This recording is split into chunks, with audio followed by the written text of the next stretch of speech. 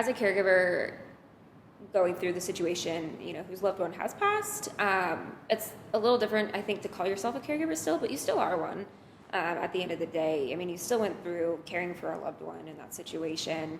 But I think you still are going through things afterwards. You still have the grieving process. You still have potentially some PTSD of dealing with your loved one in that situation. There's a lot that factors into it. And I read something really, really great, after my mom had passed of not moving on. You're not moving on from someone. You're just moving forward. I was so young, that I was trying to go back to my life of living as a normal, 23-year-old and, hanging out with friends, traveling, going to concerts and things like that. And I think I was just trying to move forward so fast that I didn't properly register all my emotions and my mental health like I should have. And that was partly due to me being one as a caregiver. I think with just the role in the first place, you're put into some situation that it's just an instinct. You're not choosing to do it. I remember, hearing those words of my mom getting diagnosed, and I immediately was like, oh, I'd have to move back to my parents' house. That I didn't even think about it for a second.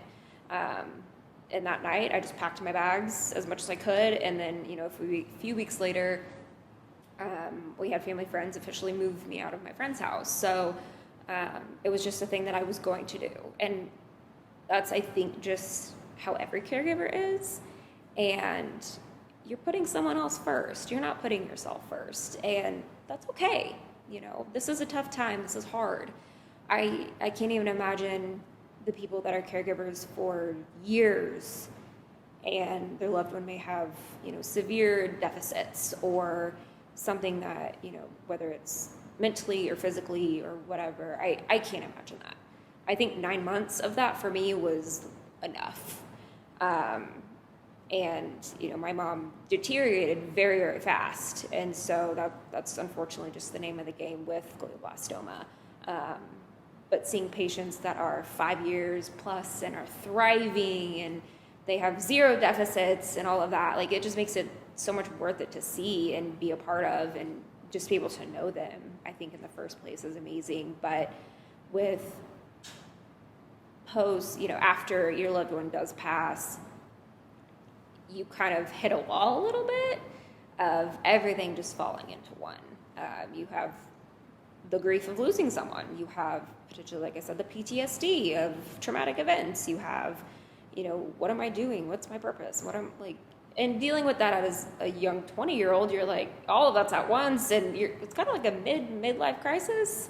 You don't know what to do. And so I threw myself into work and was constantly traveling, and it was, great at the time, but was I looking out for myself? No. I was putting all of my emotions, way deep down and being like, okay, I'm fine. I can do this. Like, the grief won't get to me, or if it does, it'll be fine. No, I had episodes of driving home from work crying in my car because I was just too tough to do it in front of people.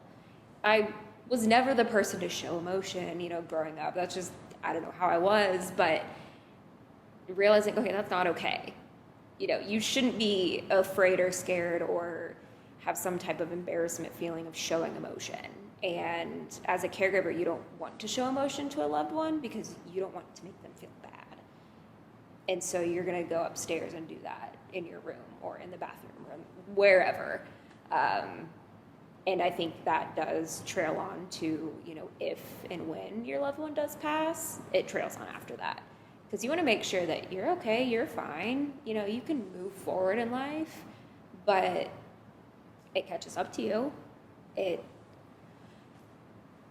probably took a good 6 months for me to finally realize, okay, I'm not doing what I should be doing. I need to go to therapy, and I need to realize my thought process of what I thought grief was like and what it, may textbook look like was a little different.